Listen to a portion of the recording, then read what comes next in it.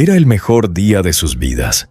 Nadab y Abiú acababan de ser consagrados sacerdotes, los dos hijos mayores de Aarón, los nietos de Amram, los bisnietos de Coat, descendientes directos de Leví. Habían subido al monte Sinaí con Moisés, habían visto a Dios.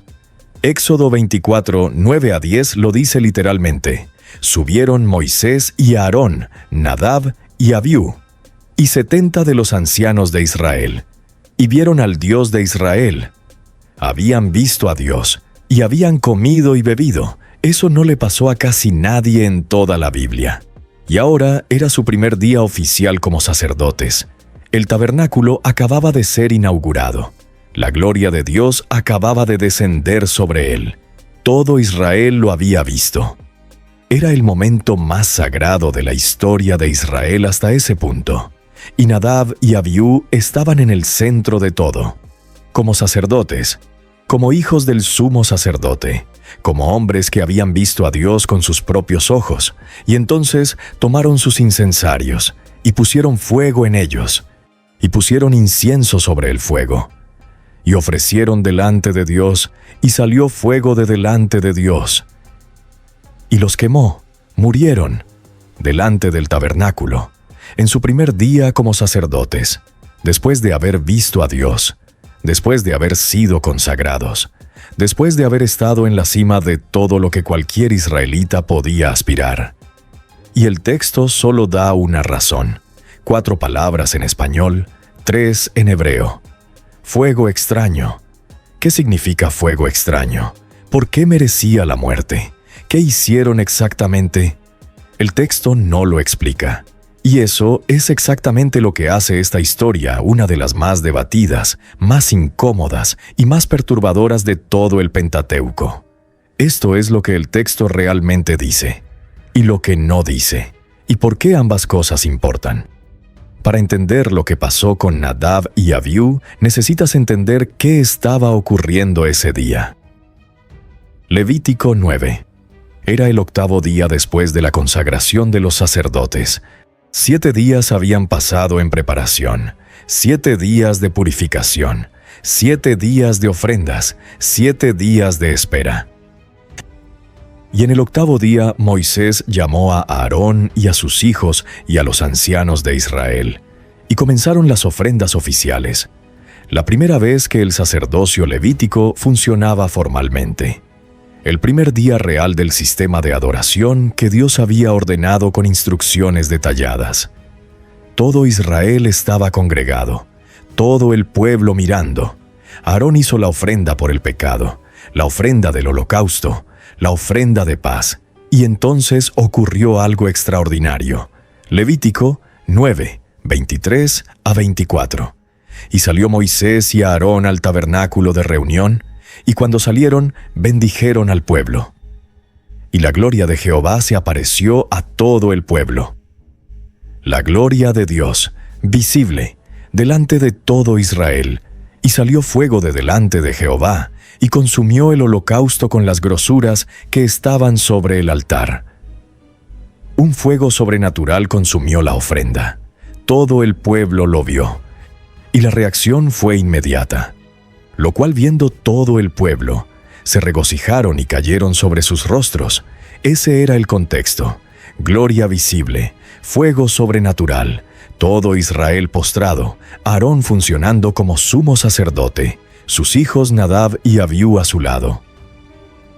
Y fue exactamente en ese momento, el más sagrado, el más cargado, el más vigilado, cuando Nadab y Abiú hicieron lo que hicieron. Levítico 10:1. Nadab y Abiú, hijos de Aarón, tomaron cada uno su incensario, y pusieron en ellos fuego, sobre el cual pusieron incienso, y ofrecieron delante de Jehová fuego extraño, que él nunca les mandó. 4 acciones. Tomaron sus incensarios, pusieron fuego, pusieron incienso, ofrecieron. Nada de eso suena dramáticamente mal. Nada de eso suena como el peor error de la historia. Y sin embargo el texto dice que murieron. La clave está en 2 cosas. Primera, fuego extraño. Segunda, que él nunca les mandó. fuego extraño. En hebreo, Esh Sara. Sara significa extraño, ajeno, no autorizado, que viene de una fuente equivocada, que no pertenece aquí. El fuego que debía usarse en el tabernáculo tenía una fuente específica, el altar del holocausto, el fuego que Dios mismo había encendido, el fuego sobrenatural que acababa de consumir la ofrenda.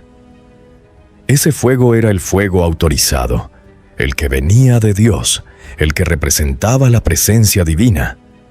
Cualquier otro fuego, aunque fuera físicamente idéntico, aunque ardiera igual, aunque produjera el mismo humo, era fuego extraño. Y Nadab y Abiú usaron fuego que no vino del altar. ¿Por qué? El texto no lo dice. Y ahí está exactamente la tensión que ha generado siglos de debate entre teólogos, rabinos y estudiosos. El texto de Levítico 10:1 es extraordinariamente breve. Una oración, una acción, una consecuencia. No dice que estaban borrachos, no dice que actuaron con malicia, no dice que querían rebelarse, no dice que despreciaban la presencia de Dios. Solo dice que ofrecieron fuego que Dios no había mandado. Y eso ha generado durante siglos al menos 5 teorías principales. La primera teoría: estaban ebrios. Inmediatamente después de la muerte de Nadab y Abiú, Dios le da a Aarón una instrucción específica. Levítico 10:9. Tú y tus hijos contigo no beberéis vino, ni sidra cuando hayáis de entrar en el tabernáculo de reunión, para que no muráis. La proximidad de esa instrucción con la muerte ha llevado a muchos rabinos a concluir que Nadab y Abiú actuaron bajo la influencia del vino, que su juicio estaba nublado, que su reverencia estaba disminuida, que ofrecieron fuego extraño porque no estaban en condiciones de distinguir correctamente lo que se les había ordenado. El Talmud apoya esta interpretación, varios comentaristas medievales también, pero el texto no lo dice explícitamente. La segunda teoría: actuaron por iniciativa propia, que Él nunca les mandó. Esas 5 palabras son el corazón del problema. No hicieron algo prohibido explícitamente. Hicieron algo que no fue ordenado. En el sistema del tabernáculo, la diferencia entre ambas cosas era total. No se trataba de un sistema donde estaba permitido todo lo que no estuviera prohibido. Era exactamente al revés. Solo estaba permitido lo que había sido ordenado. Nadab y Abiú añadieron algo. Tomaron una iniciativa. Decidieron hacer más o diferente, o en su propio tiempo. Y eso en el contexto del tabernáculo no era creatividad religiosa. Era desobediencia. La tercera teoría: entendieron mal las instrucciones. El sistema de ofrendas era complejo, detallado al extremo. Cada elemento tenía su lugar, su momento, su procedimiento. Algunos estudiosos sugieren que Nadab y Abiú simplemente confundieron el procedimiento, que creyeron estar haciendo lo correcto, que su error fue de ignorancia, no de rebeldía. Pero el texto no ofrece esa atenuante. No dice por error ni por confusión. Solo dice que Él nunca les mandó.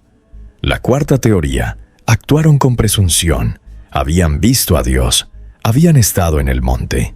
Eran hijos del sumo sacerdote.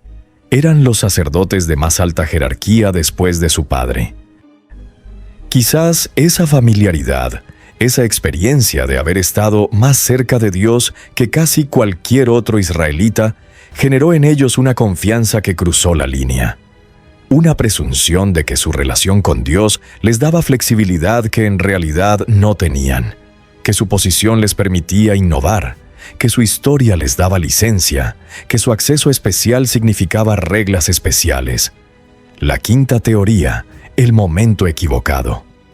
Algunos textos rabínicos sugieren que lo que Nadab y Abiú ofrecieron no era incorrecto en sí mismo. Era incorrecto en ese momento específico. Era el momento de la gloria de Dios, el momento de la ofrenda oficial, el momento donde Dios mismo estaba actuando. y ellos interrumpieron ese momento con su propia ofrenda no solicitada. Como si alguien entrara a interrumpir el momento más solemne con algo propio sin ser invitado. 5 teorías. Todas con respaldo en el texto o en la tradición, ninguna con suficiente evidencia para cerrar el debate. Y ese silencio del texto es parte de lo que hace esta historia tan inquietante. Levítico 10:2. Y salió fuego de delante de Jehová y los quemó, y murieron delante de Jehová. El mismo fuego que minutos antes había consumido el holocausto del altar. El mismo fuego que todo Israel había visto. El mismo fuego que los había hecho caer postrados. Salió de nuevo. Pero esta vez no consumió una ofrenda. Consumió a los que la ofrecían, y la reacción de Moisés es uno de los momentos más difíciles de leer en todo el libro de Levítico. Levítico 10:3.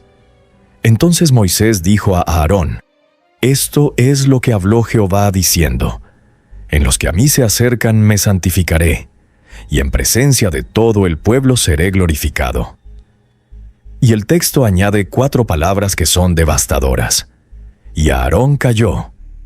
Aarón cayó, el padre que acababa de ver morir a sus 2 hijos mayores, en su primer día como sacerdotes, en el momento más importante de su vida. Cayó. No lloró en público, no gritó, no cuestionó a Moisés, no cuestionó a Dios. Cayó. Ese silencio de Aarón lleva siglos siendo estudiado. ¿Era obediencia? ¿Era shock? ¿Era una fe tan profunda que absorbió el dolor sin quebrarse? ¿O era un hombre tan destrozado que simplemente no podía hablar? El texto no lo explica, solo dice que cayó, y deja ese silencio ahí como una imagen que el lector debe sostener. Lo que Moisés ordenó inmediatamente después es otro de los detalles que nadie menciona completo. Neyasya. Levítico 10, 4-6. Moisés llamó a 2 primos de Nadab y Abiú, Misael y Elzafán, hijos de Uziel, y les dijo: Llegad y sacad a vuestros hermanos de delante del santuario, fuera del campamento.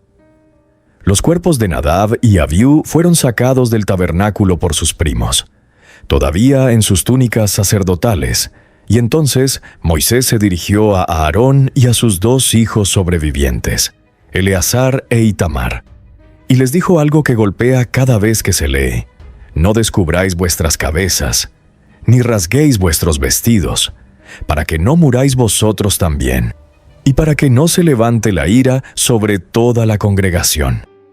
No lloren, no hagan los rituales de luto, no rasguen sus ropas, no descubran sus cabezas.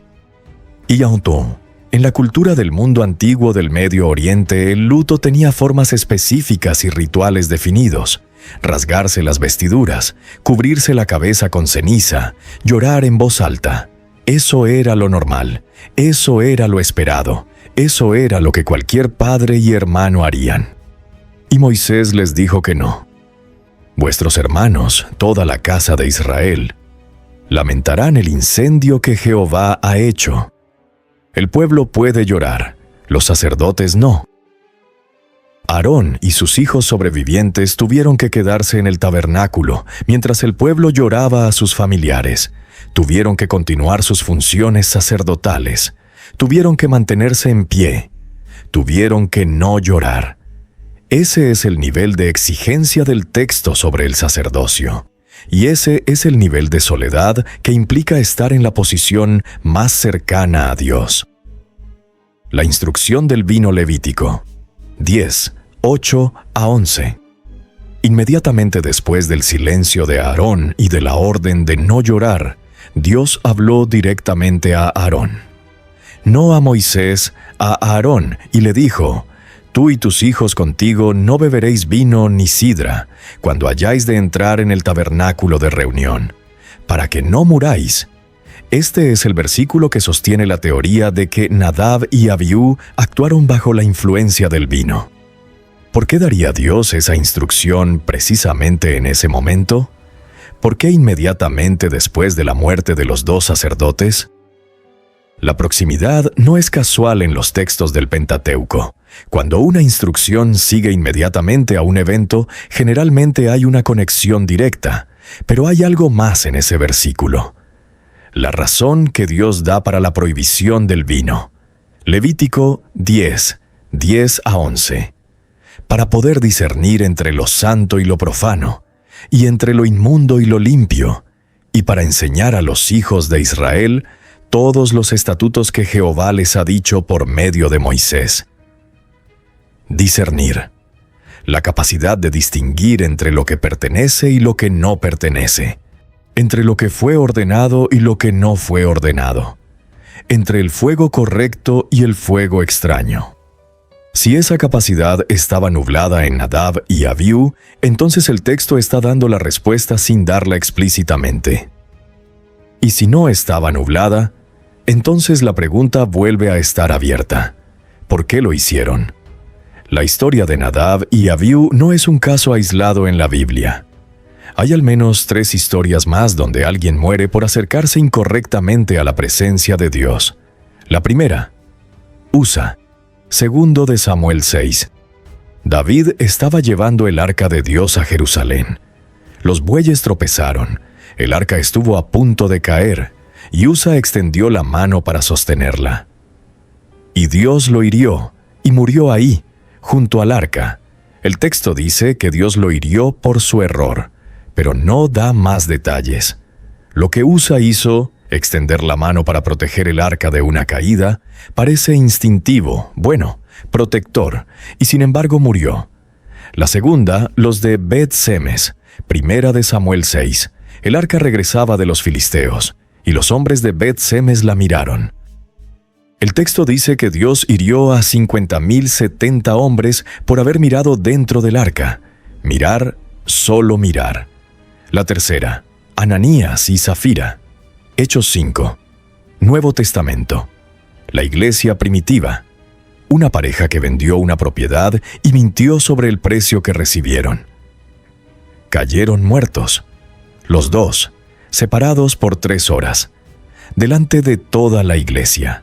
4 historias, diferentes contextos, diferentes personas, diferentes acciones específicas, pero el mismo patrón, acercarse a la presencia de Dios de una manera que no fue autorizada. Y el texto bíblico no siempre explica completamente por qué. No siempre da la justificación teológica, no siempre resuelve la tensión, solo registra lo que pasó y deja al lector con la incomodidad. Hay 3 detalles en la historia de Nadab y Abiú que casi nadie menciona. El primero, Números 3, 4 y 26-61 mencionan a Nadab y Abiú en los registros genealógicos de Israel. Y ambos dicen lo mismo, no tuvieron hijos. No tuvieron hijos. Eso no parece importante hasta que consideras el contexto. En la cultura del mundo antiguo, no tener hijos era la extinción de tu nombre. Era el fin de tu línea, era desaparecer de la historia.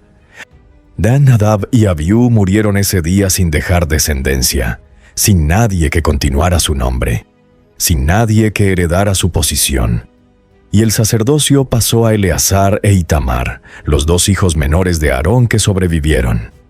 El segundo detalle.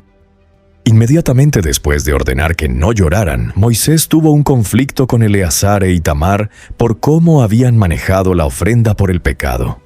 Levítico 10:16-20. Moisés se enojó con ellos, les preguntó por qué no habían comido la ofrenda en el lugar santo como estaba ordenado, y Aarón respondió. El mismo Aarón que había callado. Le explicó a Moisés la razón.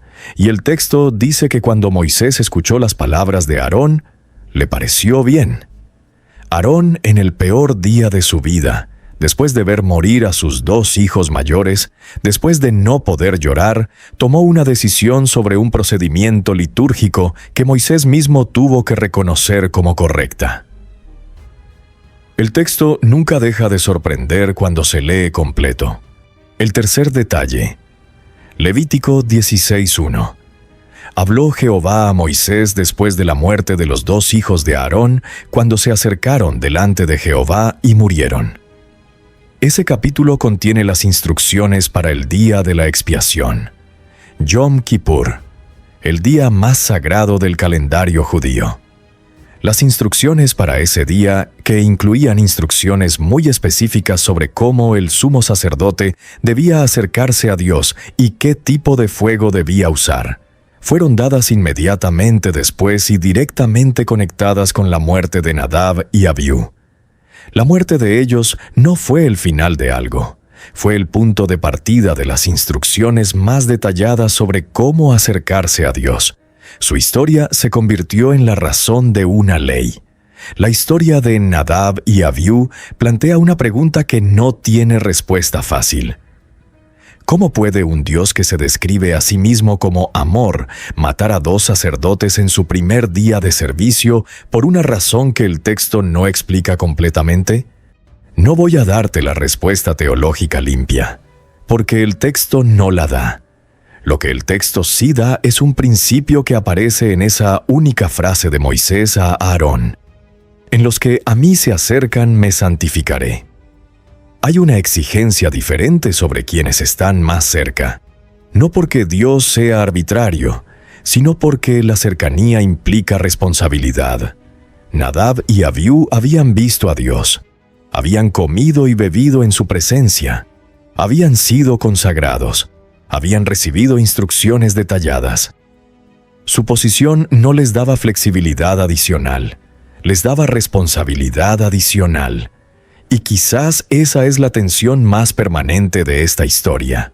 No la de quienes están lejos de Dios, sino la de quienes están cerca. Que la familiaridad con lo sagrado puede ser exactamente lo que disminuye el temor, y que disminuir el temor ante lo que es sagrado es el primer paso hacia el fuego extraño. Suscríbete a Génesis Oculto, activa la campanita, porque el texto tiene mucho más que decir.